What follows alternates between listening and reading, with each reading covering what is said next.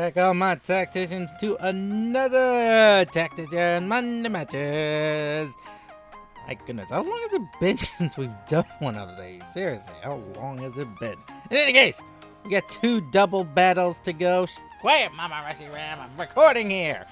And, my Mama Rushy Ram, everyone. Let's get started with the battle between me and Patricia. So let's get the show.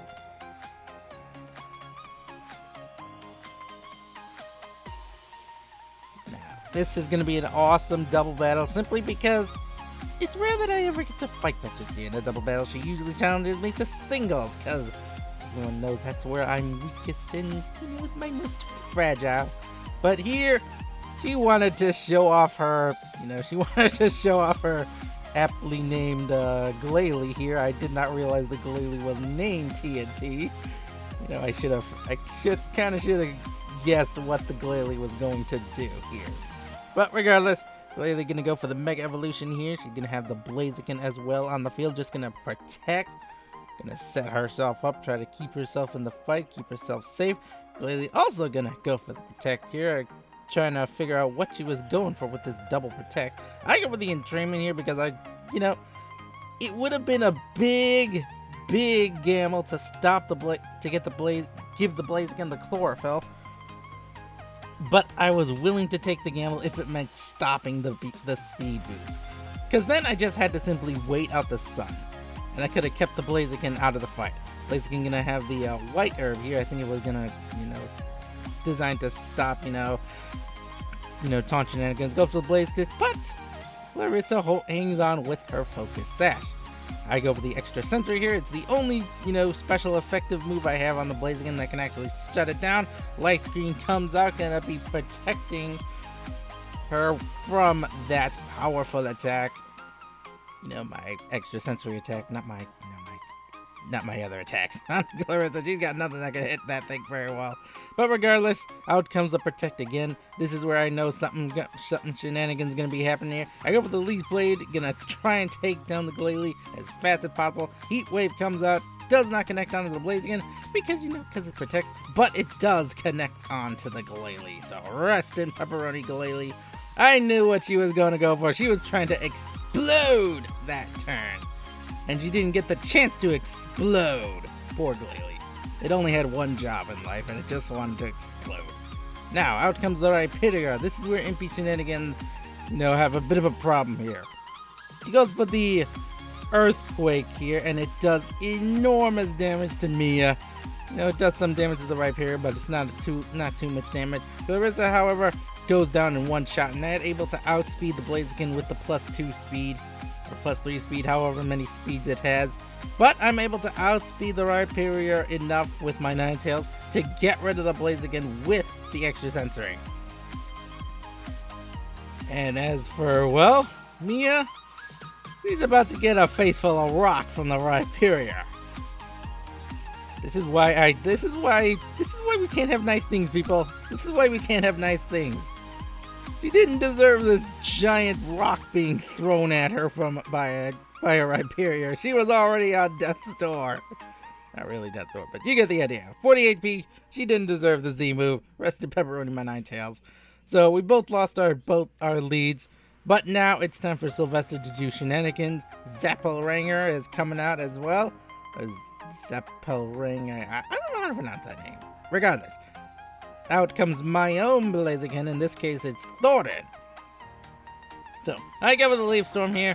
Gonna try and finish off the Rhyperior. I do manage to take it down with one shot with my Sylvester. That's gonna be the end of the Rhyperior here. And instead of going for the attack onto Zappelrang, I couldn't say how to pronounce his name. I go for a Z move here. This is how I use my Blaziken. I don't protect on the first turn. I go for Z bulk up. Just instantly get some power boost. Try to get as much damage as powerful or damage as rolling as I can. Flamethrower comes out, and I'm like, oh, this was not a good choice. This was a bad move. This was a bad move.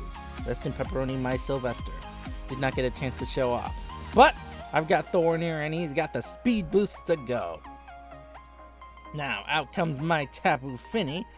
Because, I feel like putting out Tapu Fini there. Why not put out a Fini? And Breon is on the field for Patricia. So I'm like, okay, what do I do here? How do I stop this? How do I deal with these shenanigans? It's 3-3. I go for the Blaze Kick here. This is like the last turn of the Sunlight I have. So I go for the attack here, trying to finish off Zapplering, and I get it in one shot. Tapu Fini's just gonna sit here and calm her mind. Just sit there and calm her mind.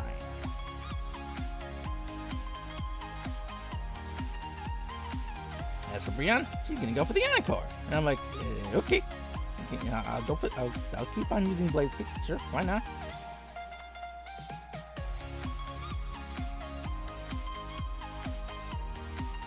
Now, out comes Muck. Alolan Muck, to be precise. Going out for Patricia. I go for the Blaze Kick. Muck avoids the attack. I go for the Moonblast, already sensing that the Encore is about to hit me. So I go into the Breon, try to finish it off in one shot. Not able to get the KO off. Gunk Shot comes out from the Muck. Slams into Tapu Fini, but she clings on with the Hidden Focus Sash. Hidden Focus Sash, people. 1 HP on the Tapu Fini. Manages to stay alive. Encore comes out also from the Breon. Going into Tapu Fini. Now she's forced to use, Moonblast. And I'm like, okay, that's alright. Does not matter to me. Thorn still going for the speed boost. Now, Shadow Sneak comes out trying to, do some damage to Thorn before the end is nigh. Not able to do any damage. Blaze Kick comes out, lands at last, finishing off the Muck. Gonna be trying to finish off the Breon now with the Moonblast. Bam! Rest in pepperoni. There goes the Breon. And that was quite the battle there. We definitely had some fun. We definitely had a blast. Some of us tried to, explode. I'm sure Patricia will get the chance to explode in the next battle. I actually owe her a battle because, I had to end the stream last time. But regardless, we got another battle over here for Monday matches. And it's going to be between me and Peasy. So he's a new person.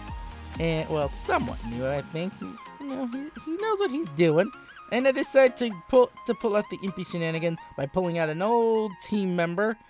And let's show off this strategy right here, right now.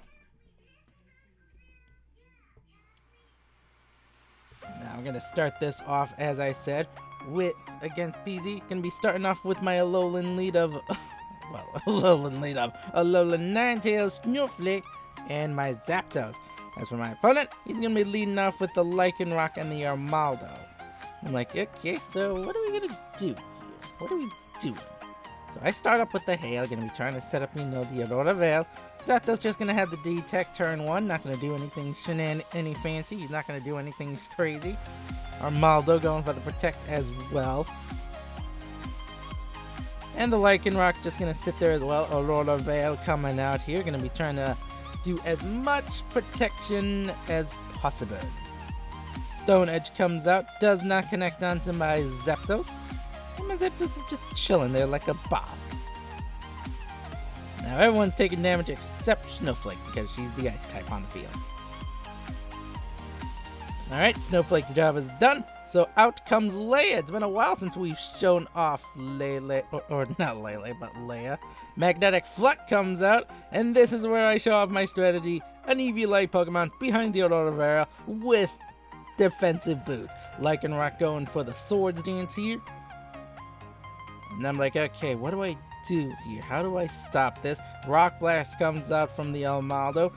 Deals so little damage. Look at that. Look at that damage output. Look at that. Absolutely no damage. 0 damage done. Even after 5 hits. She's not even phased. As the snow starts to take its effect again onto the battlers on the field. Everyone's getting hurt by the sun. Well, not the sun, but the hail. Why do Pokemon like to fight in the hail? It hurts. You'd think they just wait for the hail to go away. I go for the Magnetic Flux again. Try to boost my defenses up as much as possible onto Leia. Trying to keep her in the fight as long as possible. Stone Edge comes out, connects onto Leia.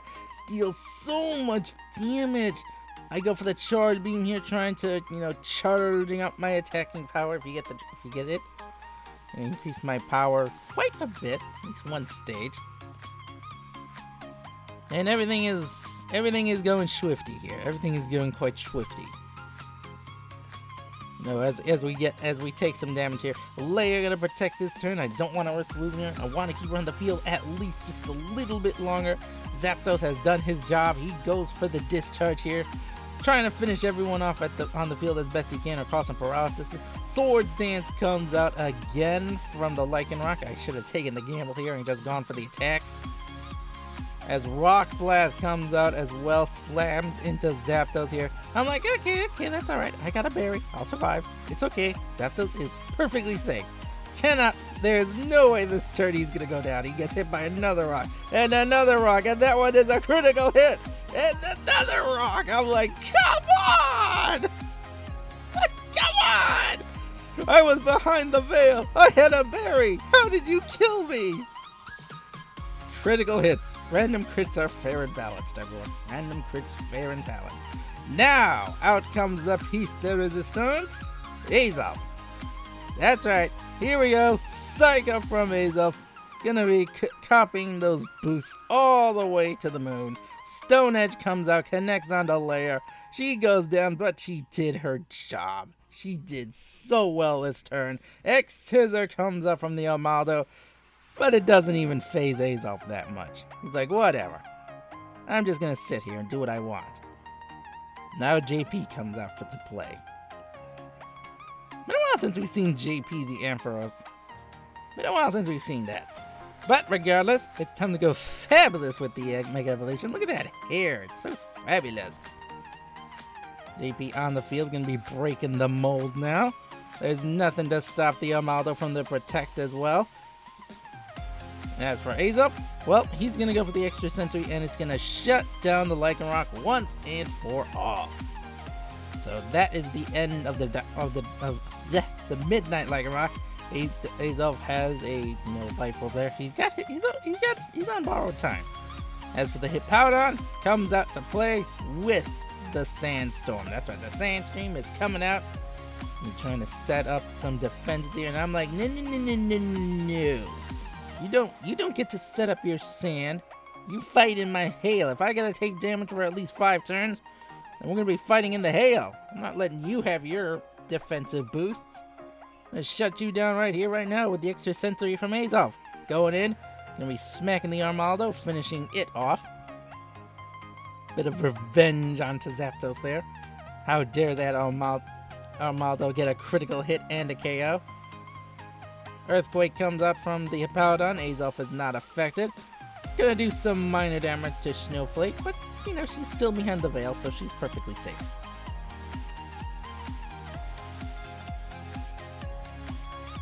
So yeah, it's been a while since I've used this strategy. First time actually using the Psych Up strategy. Ice Beam comes out from Snowflake, grinding into the Hippowdon. Trying to finish it off, and I barely avoid the KO. Again, hidden Focus Sash to go. A Rowlet Berry. That was actually surprising. I'm surprised that he actually had a Rowlet Berry. But regardless, Extra Sensory comes out, finishes off Draco the Charizard, Rest in Pepperoni, and we're still in the fight. Azelf has like maybe 1 or 2 more turns. Stone Edge comes out, barely avoids the KO again on getting one of my Pokemon. Azelf is really starting to get, really starting to bite the bullet when it comes to all this damage from the hail and the opponent, as well as the life orb damage. And Seymour, the Primarina on the field, as well as Banette. I'm like, okay, Mega Banette now. I get it's the Mega Banette now, finally coming out. I'm like, why didn't you go for the Mega Charizard? Get rid of the hazel, get rid of the hail area. And it's because of the Mega Banette. Mega Banette going for the Destiny Bond. I kind of predicted that the Destiny Bond would come out, but this is my Azelf's last turn. He's not going to survive any longer. Snowflake goes for another Aurora Veil. I'll be setting up my defenses once again. And Azelf going to go for the extra sensory. Going to go down swinging. Going to take down, or try to take down Seymour, the Primarina. Moonblast comes out. I'm going straight into my Snowflake and Rest in Pepperoni, my little Ninetales. She did so well this turn. He's up getting hit again by that hail. He's down to his last turn.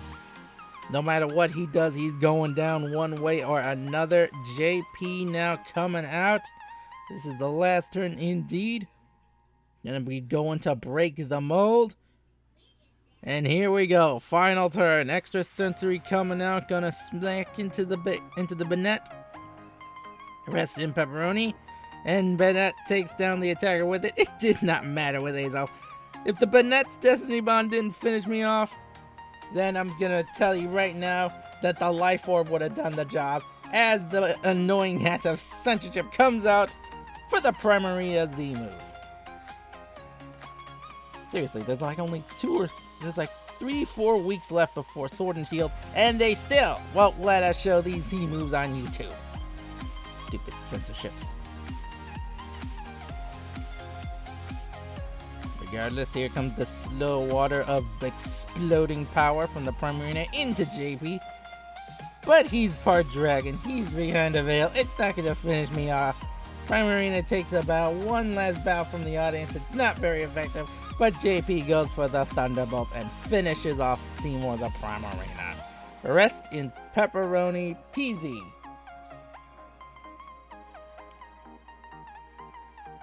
Don't let these fool you. I lost a lot of battles. These are some of the interesting battles that I had and showing off some crazy strategy. But regardless, I hope I'll see you Tacticians in the next video. Bye bye. I'm taking in what I can get, but I can't find the answers yet. Head underwater, slow my mind. I hold my breath until I'm found.